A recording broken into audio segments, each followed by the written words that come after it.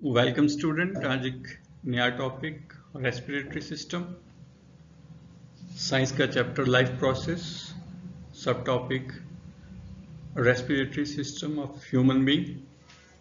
आज हम उसकी एनाटॉमी और फिजियोलॉजी के बारे में पढ़ेंगे। एनाटॉमी मीन्स स्ट्रक्चर, हमारे रेस्पिरेटरी सिस्टम के कौन कौन से मेन पार्ट्स हैं और उनकी वर्किंग या उनका काम कैसे होता है। इस पीपीटी में इस चीज़ को हम डिटेल में देखेंगे। अगर हम फंक्शन ऑफ रेस्पिरेटरी सिस्टम की बात करें तो जो मेन फंक्शन रेस्पिरेटरी सिस्टम का वो एयर डिस्ट्रीब्यूशन, गैसेस एक्सचेंज, जो गैस हमारे अंदर जा रही है उसको फिल्टर करना और वार्म करके हमारी लंग्स तक पहुंचाना, इवन हमारी स्पीच जो हम बोल रहे हैं उसको इन्फ्लुएंस करता है, और सेंस ऑफ स्मेल, ये सभी सारे फंक्शन रहते हैं हमारे रेस्पिरेटरी सिस्टम की। रेस्पिरेटरी सिस्टम को हम ब्रॉडली दो हिस्सों में बांटते हैं, अपर रेस्पिरेटरी सिस्टम और lower respiratory tract. Upper respiratory tract में हमारे पास नोज है, नेजल कैविटी, साइनसेस, फेरिंग्स और लैरिंग्स, इनको हम डिटेल में डिस्कस करेंगे। नोज एक्सटर्नल ऑर्गन होता है जिसकी मदद से सांस अंदर जाती है। जिस पैसेज में से हवा या गैस हमारे अंदर गुजरती है it is called nasal cavity. Just like sinuses, they are openings for air passages. Pharynx हमारा इनर थ्रोट, लैरिंग्स जिसको हम वॉइस बॉक्स भी कहते हैं। अब रेस्पिरेटरी सिस्टम, जो लोअर रेस्पिरेटरी ट्रैक्ट है हमारा, थोरैक्स मीन्स गले के नीचे नीचे, उसको आगे डिवाइड किया जाता है ट्रैकिया, जो मेन हमारी विंड पाइप है जिसको बोलते हैं। आगे ट्रैकिया सब डिवाइड होती है ब्रोंकाई में, ब्रोंकियल्स में, जिसको हम ब्रोंकियल ट्री भी बोलते हैं, और अल्टीमेटली हमारे मेन जो ऑर्गन्स हैं वो लंग्स। अपर रेस्पिरेटरी ट्रैक्ट की बात करें, नोज मेजर ऑर्गन, नोज के जरिए जितनी भी हवा है हमारी बॉडी के अंदर जाती है। नोज का मेन काम होता है इनटेक को वार्म करना, मॉइसन करना और क्लियर करना। नोज के अंदर सिलेटेड हेयर लाइक स्ट्रक्चर्स होते हैं जो प्रिवेंट करते हैं हमारे नाक में कोई भी फॉरेन बॉडी ना चले जाए। वो मॉइसन्स करके उनको ट्रैप करते हैं और ह्यूमिडिफाई करके, गर्म करके हवा को हमारे लंग्स तक पहुंचाने का काम करते हैं। हमारी नेजल कैविटी और माउथ के बीच में एक स्ट्रक्चर होता है जिसको पैलेटाइन बोन बोलते हैं, ये दोनों को सेपरेट करता है। कुछ केसेस में ऐसे होता है कि पैलेटाइन बोन फॉर्म नहीं होती, तो उसको हम बोलते हैं क्लेफ्ट पैलेट। ऐसे बच्चों में, ऐसे जीवों में जिनमें ये बोन नहीं बन पाती, they have an open mouth type structure, जिनमें इनको स्वेलिंग और स्पीकिंग में प्रॉब्लम होती है। इसी तरह सेप्टम, हमारे लेफ्ट और राइट नोस्ट्रल के बीच में जो एक कार्टिलेज है इज कॉल्ड सेप्टम। साइनसिस, ये 4 डिफरेंट स्पेसीज हैं हमारे इंटरनल, जिसमें एयर की ड्रेनेज होती है। हम डायग्राम में इन चीज़ों को हम देख सकते हैं। ये साइनसिस का काम होता है हमारी एयर का बैलेंस मेंटेन करना, और ये स्कल का वेट जो है उसको एक लोअर करने में इनका बहुत बड़ा रोल होता है। अपर रेस्पिरेटरी ट्रैक्ट की बात कर रहे हैं, फेरिंग्स जिसको हम गला भी बोलते हैं, थ्रोट, ये हमारे स्कल के बिल्कुल नीचे और इसोफेगस तक जो पोर्शन है इसको हम फेरिंग्स बोलते हैं। इसको आगे 3 हिस्सों में डिवाइड किया जाता है, नेसोफेरिंग्स, ओरोफेरिंग्स और लैरिंजियोफैरिंक्स। नेजो मीन नेजल के साथ, बिहाइंड नोज और सॉफ्ट पैलेट के बीच में जो एरिया होता है इट इज कॉल्ड नेजोफैरिंक्स, जिसको हम इस डायग्राम में देख रहे हैं।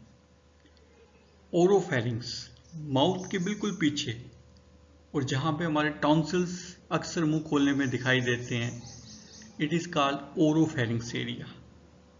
उसके जो नीचे वाला एरिया इज कॉल्ड लैरिंजियोफैरिंक्स। ये एरिया मेन रोल प्ले करता है हमारी वॉइस निकालने में। और ये ईसोफेगस के साथ, इनके साथ एक बोन होती है जिस कॉल्ड हॉइड बोन। अब हम लोअर रेस्पिरेटरी ट्रैक्ट की बात करें तो उसमें एक मेजर ऑर्गन रहता है लैरिंक्स, जिसको वॉइस बॉक्स भी बोलते हैं, जिससे हमारी आवाज निकलती है। ये हमारी रूट ऑफ टंग और ट्रैकिया विंड पाइप के साथ का एरिया है। ये कार्टिलेज से बना होता है, सॉफ्ट बोन से बना होता है, और इसमें दो फोल्ड्स होते हैं जिसको हम डायग्राम में देख रहे हैं। They are called vocal cords. दो तरह के होते हैं, false vocal cords and true vocal cords. ये vocal cords are responsible for our voice. हमारी आवाज निकलने की जो प्रक्रिया है उनमें इन्हीं वोकल कार्ड्स का बहुत बड़ा रोल होता है।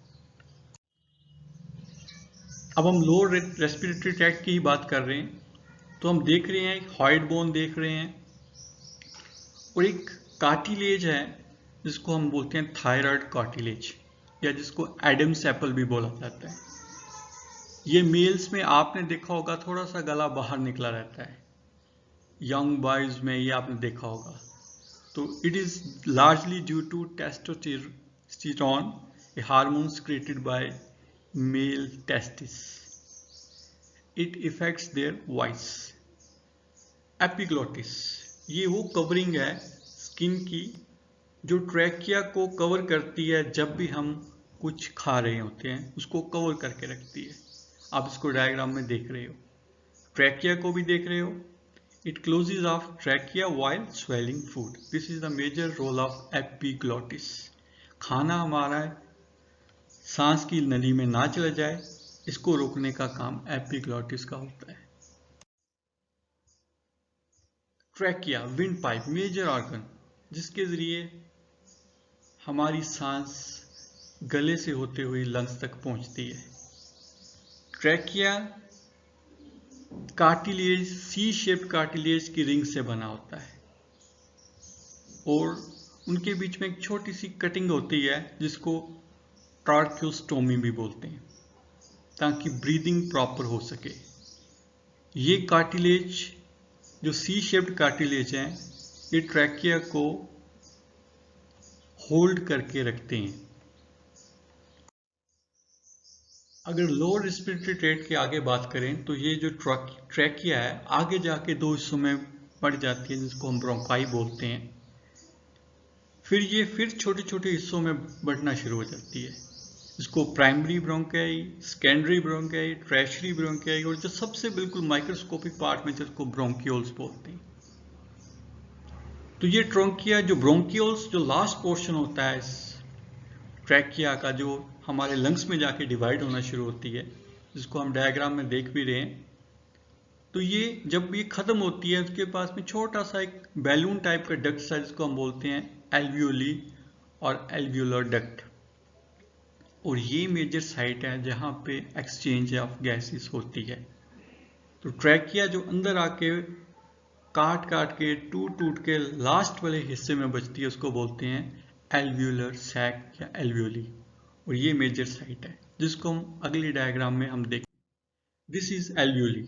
इसका स्ट्रक्चर, एनलार्ज स्ट्रक्चर आप देख रहे हो। यहाँ पे गैसेस एक्सचेंज होता है। किस तरह ये आई छोटे छोटे हिस्सों में बढ़ती और ये एल्वियोलर डक्ट के जरिए हवा आई, एल्वियोलर सैक को लास्ट में एल्वियोली। और ये एल्वियोलीज क्या है, इस पे कैपिलरीज ऑफ नेटवर्क का आप देख रहे हो। इसके ऊपर छोटी छोटी कैपिलरीज हैं जो ब्लड को लेके आ रही हैं। पल्मोनरी वेन जो है वो ब्लड को लेके आ रही है, डीऑक्सीजनेटेड ब्लड को, और डीऑक्सीजनेटेड ब्लड से जो है ऑक्सीजन वो ले रहे हैं और कार्बन डाइऑक्साइड दे रहे हैं। उसके बाद जो ब्लड बिल्कुल ऑक्सीजनेटेड होता है, पल्मोनरी आर्टरी के जरिए वो वापस जा रहा है, पल्मोनरी वेन से आ रहा है और पल्मोनरी आर्टरी के जरिए ब्लड साफ होके वापस जा रहा है। तो ये जो गैसियस एक्सचेंज है वो एल्वियोली में होता है, एल्वियोलर सैक में होता है, जो लास्ट पोर्शन है हमारा ट्रैकिया का। अब हम लंग्स की बात कर रहे हैं। लंग्स, दो लंग्स होते हैं ह्यूमंस में, पेयर्ड लंग्स बोलते हैं इनको, पिरामिड शेप्ड होते हैं। जहाँ हमारे लंग्स होते हैं इनके नीचे एक मसल्स की लेयर होती है, इनके बेस के ऊपर कॉल्ड डायफ्राम, उसका बहुत बड़ा रोल होता है जिसको हम फिजियोलॉजी में पढ़ेंगे। हमारे लंग्स छोटे छोटे हिस्सों में बटा होता है जिसको हम लोब्स बोलते हैं, और जो लंग्स के ऊपर कवरिंग होती है जिसकी हम डायग्राम भी देख रहे हैं, इट्स कॉल्ड विसरल प्लूरा। कई बार इसमें इन्फ्लेमेशन प्रॉब्लम आ जाए तो उसको हम प्लोरिसीबी प्रॉब्लम का नाम है, एक डिजीज का नाम है, उसको बोलते हैं। लंग्स की बात करें तो राइट लंग जो हमारा शॉर्टर होता है लेकिन वाइडर होता है, चौड़ा होता है लेफ्ट लंग से, जबकि लेफ्ट लंग जो है उस हवा राइट लंग के मुकाबले में कम आती है। लेफ्ट लंग में एक छोटा सा हिस्सा होता है जिसको कार्डियक नॉच बोलते हैं। ये वो जगह होती है जहाँ पे हमारा हार्ट एडजस्ट होता है, मीन्स लंग्स और हार्ट एक दूसरे के बिल्कुल पास पास में होते हैं, जिसको आप डायग्राम में देख रहे हो। राइट लंग आप देख रहे हो 3 लोब्स देख रहे हो, जबकि लेफ्ट लंग देखो तो वहाँ आपको दिखेगा कि लेफ्ट लंग के हमारे सिर्फ 2 लोब्स होते हैं। अब हम फिजियोलॉजी की बात करते हैं, वर्किंग की बात करते हैं। सांस का लेना और छोड़ना, इसको हम पल्मोनरी वेंटिलेशन भी बोलते हैं। पल्मोनरी मीन्स लंग्स, वेंटिलेशन का मतलब अंदर और बाहर जाना सांस का, जिसको हम अपनी आम भाषा में बोलते हैं ब्रीदिंग। ये गैसेस आगे पीछे कैसे जाती हैं? It is due to pressure gradient, means हमेशा गैसेस हाई प्रेशर से लो की तरफ जाती है। जैसे जब प्रेशर बाहर का ग्रेटर होता है लंग्स का प्रेशर कम है, बाहर प्रेशर ज्यादा है, तो गैस अंदर चली जाएगी, हवा अंदर जाएगी, हम बोलेंगे इंस्पिरेशन, सांस ले लिया। जब लंग्स का प्रेशर ज्यादा बढ़ जाएगा, बाहर का प्रेशर कम हो जाएगा, हवा बाहर चल जाएगी, इसको हम बोलेंगे एक्सपीरेशन, सांस छोड़ दिया। अब हम इसको अगली स्लाइड में प्रॉपरली देखते हैं, समझते हैं। अब देखो ये प्रेशर बनता कैसे है। It is due to increase और decrease in size of thorax. Thorax होगी हमारी छाती, हमारी छाती का साइज बढ़ेगा, प्रेशर क्या होगा? डिक्रीज, अंदर का प्रेशर डिक्रीज होगा, तो बाहर प्रेशर ज्यादा है तो हवा अंदर आ जाएगी। जब डिक्रीज होगा हमारा छाती का साइज, प्रेशर अंदर बढ़ जाएगा, इंक्रीज होगा, हवा बाहर आ जाएगी। This is how pressure gradients are maintained. या मैकेनिज्म ऑफ ब्रीदिंग को देखें, हमारा देखो ब्रीदिंग इन कैसे होती है, जब हमारा डायफ्राम कंट्रैक्ट करता है। कंट्रैक्ट का मतलब मसल्स अंदर की तरफ खिंचाव पैदा करते हैं। चेस्ट क्या करती है? एक्सपैंड करती है, बाहर की तरफ निकलती है, तो हवा हमारे अंदर आती है, इसको हम बोलते हैं ब्रीदिंग इन। इसी तरह जब डायफ्राम रिलैक्स करता है और चेस्ट कंट्रैक्ट करती है, हमारी हवा अंदर से बाहर जाती है, इसको हम बोलते हैं ब्रीदिंग आउट।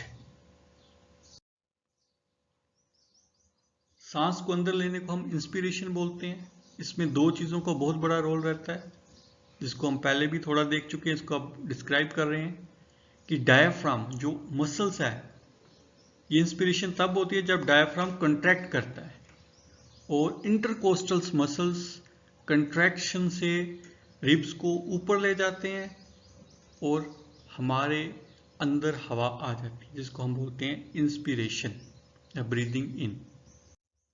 इसी तरह जब डायफ्राम रिलैक्स करता है, इंटरकोस्टल मसल्स जो रिब्स के बीच में है वो रिलैक्स करते हैं, तो हवा हमारी बॉडी से बाहर चले जाती है, चेस्ट नीचे आ जाती है, और हवा जो अंदर से प्रेशर की वजह से, ग्रेडियंट की वजह से हवा बाहर चली जाती है। ये कुछ टर्म्स हैं जिसको हम देखते हैं। पहली tidal volume, amount of air excelled normally after a typical inspiration, सांस लेने के बाद जो हम आम तौर पे हवा बाहर निकालते हैं, गैस बाहर निकालते हैं, उसको बोला जाता है टाइडल वॉल्यूम। इसकी नॉर्मल रेंज 500 ml है। इसी तरह residual volume, amount of air that stage trapped in the alveoli, आपने सांस बाहर छोड़ दिया लेकिन अभी कुछ गैस ऐसी है जो अभी भी आपके एल्वियोली में है, उसको रेजिडुअल वॉल्यूम बोलते हैं। एक टर्म है expiratory reserve volume, additional amount of air forcibly expired after tidal expiration, आपने सांस बाहर निकाल दी, उसके बाद भी आप अगर कुछ जोर लगा के बाहर निकालते हो, it is called expiratory reserve volume.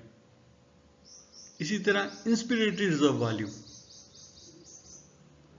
Normal inhalation के बाद हम कुछ और हवा भी खींच सकते हैं अपने अंदर, it is called inspiratory reserve volume.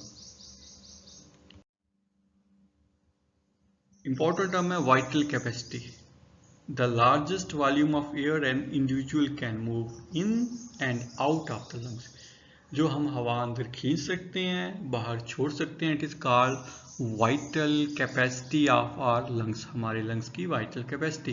तो वाइटल कैपेसिटी क्या हो गया, सबका सम हो गया, IRV, TV एंड ARV, इन सब के सम को हम बोलते हैं वाइटल कैपेसिटी।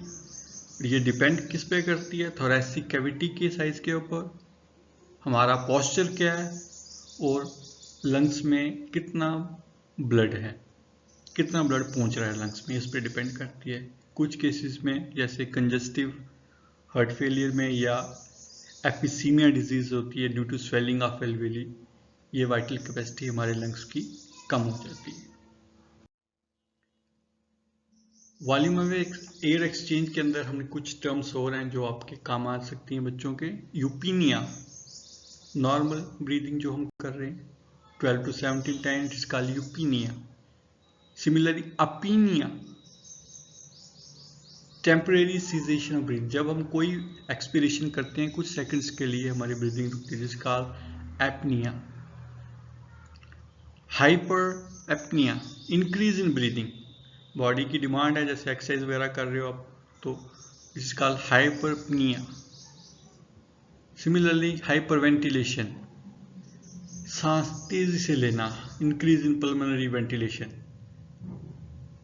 डर गए हो आप, भाग रहे हो कहीं पे, ठीक है, it is called hyperventilation. Hypoventilation, जब सांस की गति धीमी हो जाए, it is called hypo. Hyper means बढ़ जाना, हाइपो मीन्स कम हो जाना। In the end there is a Heimlich manoeuvre, अक्सर हमारे गले में या छाती में कभी कोई चीज़ फंस जाए तो हम इस तरह प्रेशर डालते हैं ताकि उसके अंदर से जो कोई चीज़ फंसी हुई है वो बाहर आ जाए।